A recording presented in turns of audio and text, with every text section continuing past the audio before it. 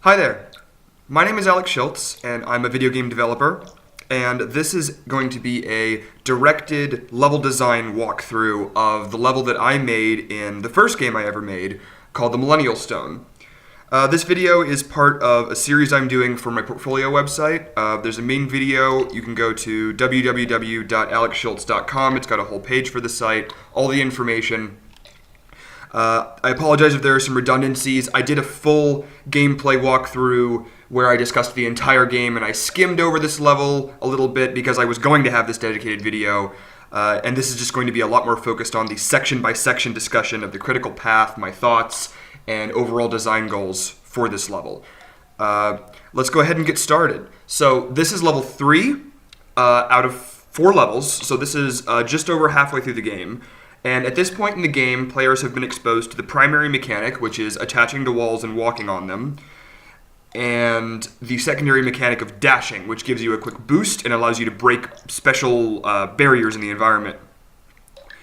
And we have a design pattern in every level where at the end of the level we have a special area that exposes a new idea or a new mechanic or a new twist on what we've taught the player previously that is the theme of the entire next level.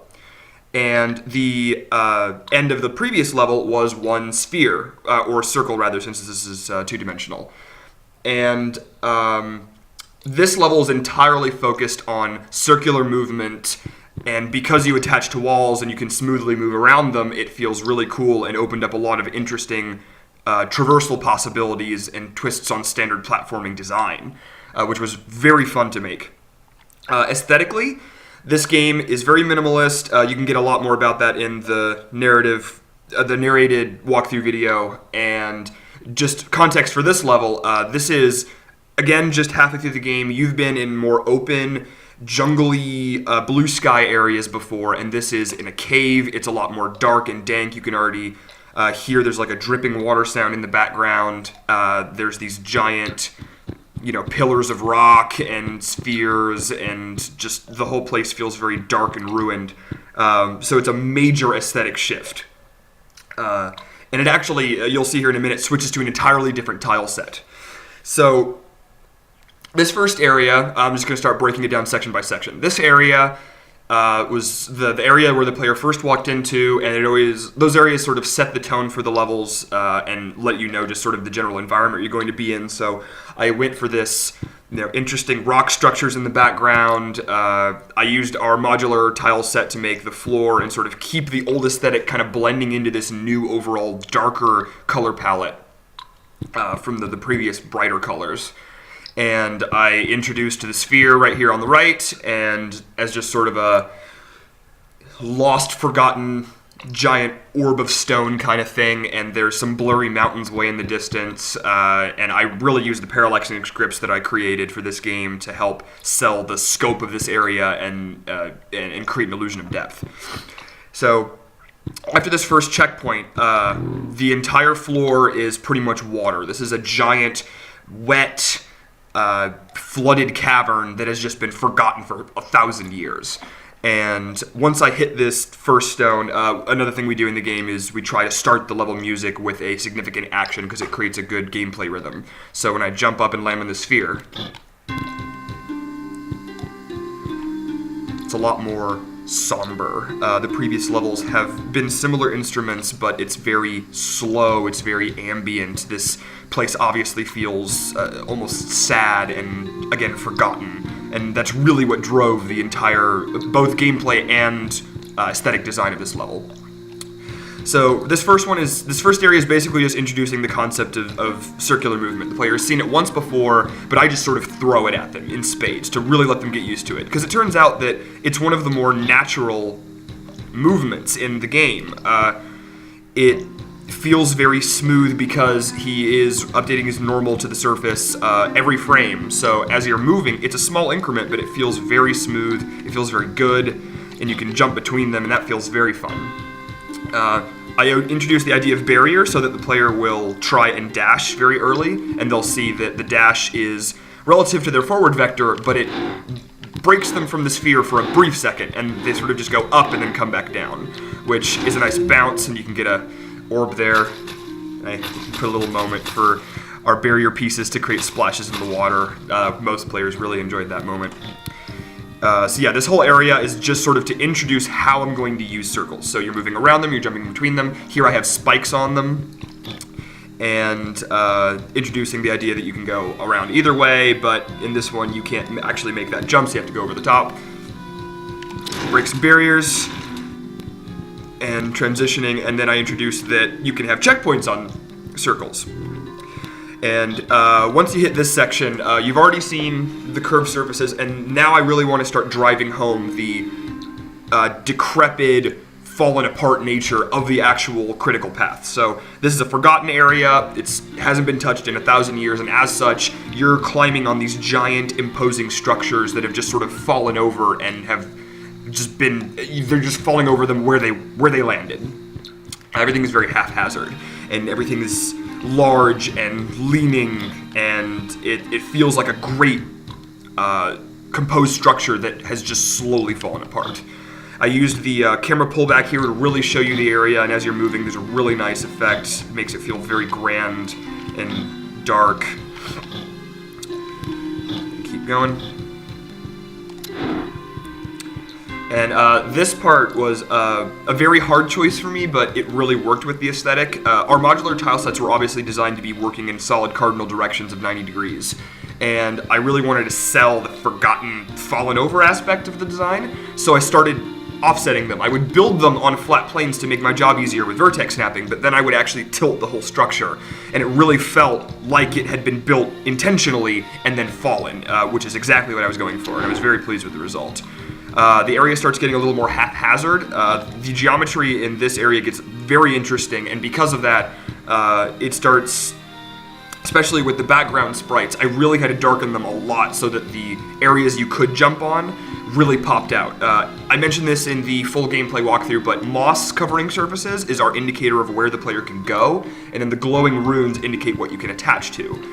This level has so much of that, there really aren't any surfaces that you can't attach to because of the nature of how everything is angled, but because I was using the same tile set blown out and pieced together to make the background, I had to really darken it so we wouldn't have confused player communication. If you go this way, you have to really be in control of the mechanic. I really test how well the player can jump between and focus. You can grab a little mural orb there. Again, I did this in the walkthrough. The mural orbs are your form of collectible, and you'll see what they do at the end of the level, if you haven't already. Can I make it? No, I can't make that. Water kills you, because you're a rock. Rock Pokemon are weak against water. And at this point, you've sort of been going forward, and one of the early design goals of this level was vertical traversal. It was the idea that you were scaling the inside of a very large temple you saw very early in the game.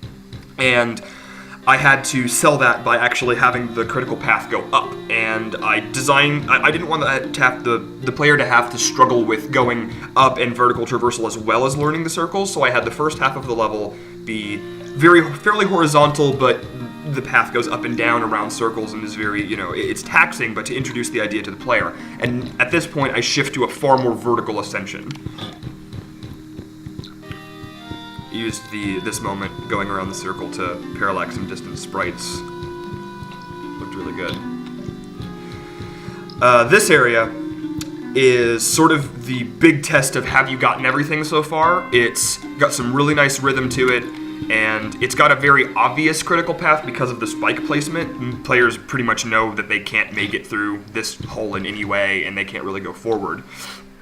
So you have to go up, and I'm just going to sort of run through this with the rhythm so you can see what I was talking about, but most players did this with this rhythm, and it was very satisfying. So you go forward, jump, dash, dash, land. That landing was something that I had in an early white box, and then we had a playtester that really, really liked it, and I reordered the platforms to make it the last thing you do, and it was really good. Players really, really liked it. Going around the side, getting the orb.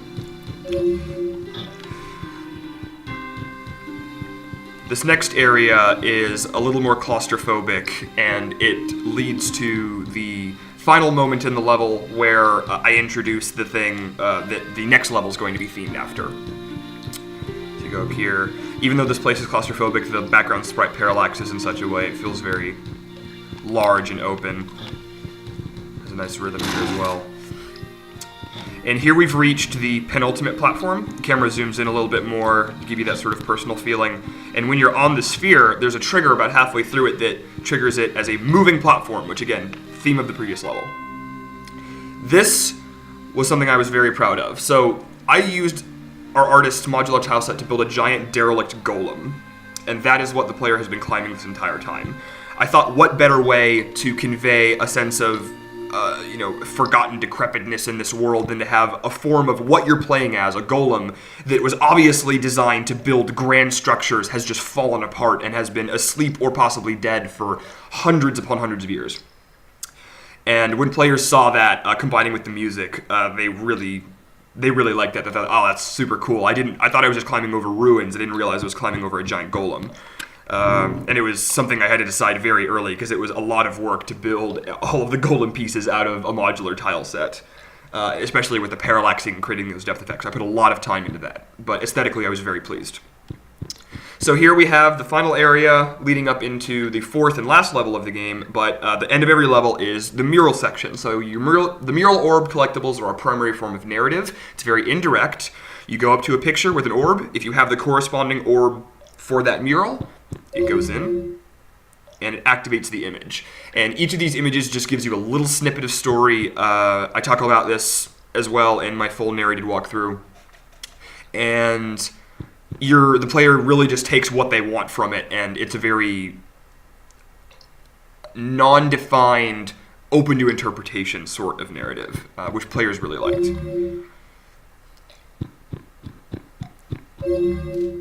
And the actual composition for this area, I used the background sprites of these sort of broken pillars. They're dark and they're little hard to see, but it's the murals are sort of just sitting on them. They're propped up. It feels very much like some sort of a showcase.